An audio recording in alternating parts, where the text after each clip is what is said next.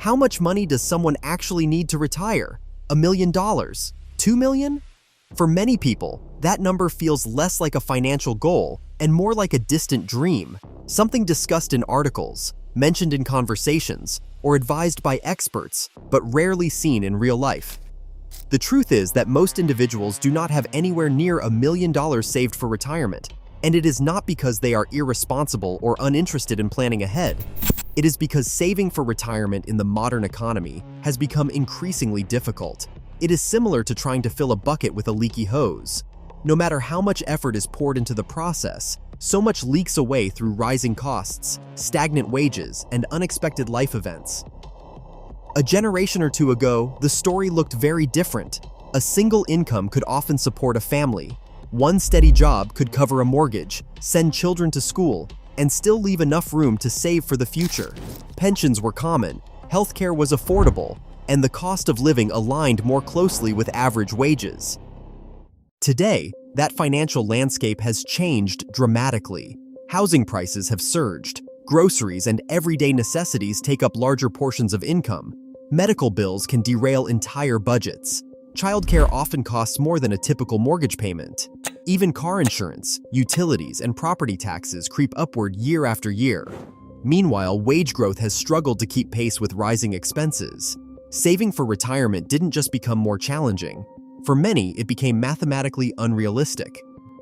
Data reflects this shift. The average American nearing retirement age has around $80,000 saved in total across all accounts. Not hundreds of thousands, not millions, just $80,000. That amount is not enough to support a multi-decade retirement. It is barely enough to cover a major emergency. Most individuals begin saving later in life, not by choice, but by circumstance.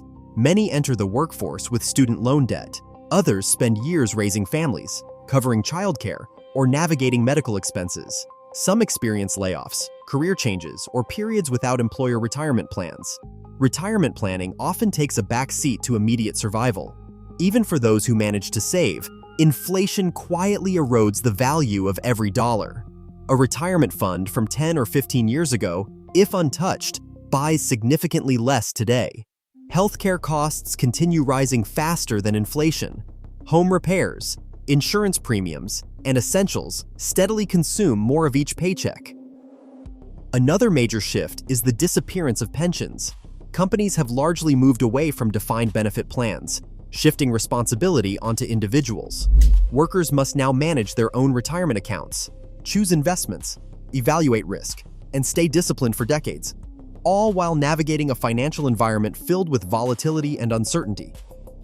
So how much money is actually needed for retirement? A common guideline is the 25 times rule, which suggests saving 25 times one's annual expenses, says.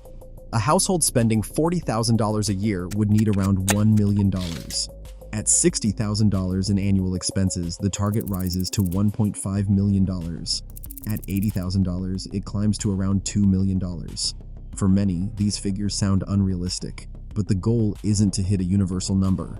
Retirement looks different for every household. Some individuals downsize their homes, some move to more affordable regions, some continue part-time work in retirement, others rely more heavily on Social Security as a baseline income. Some opt for simpler lifestyles with fewer expenses. Retirement planning isn't about reaching perfection, it's about establishing stability. It's about creating a future with choices rather than obligations. A future where work becomes optional, not mandatory. There are practical steps that can help progress toward that stability. Small, consistent savings can compound significantly over long periods. Even modest contributions have meaningful impact when invested consistently. Employer retirement matches act as automatic boosts to long-term savings.